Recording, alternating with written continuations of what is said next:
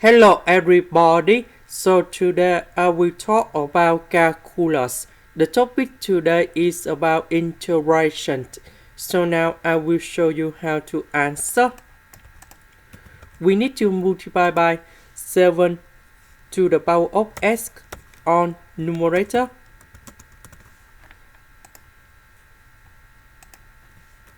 and denominator.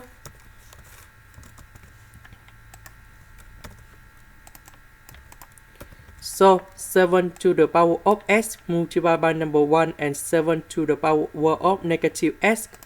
So you got about 7 to the power of s plus 1.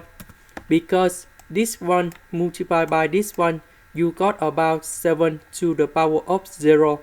So 7 to the power of 0, you got about 1 in here. Now we need to simplify on numerator and denominator. Now we apply the formula in here.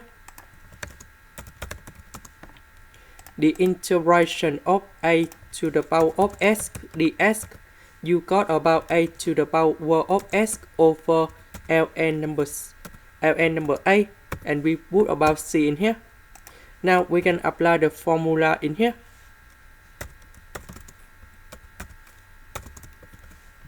And this is the final answer. This is the end. Thank you for watching.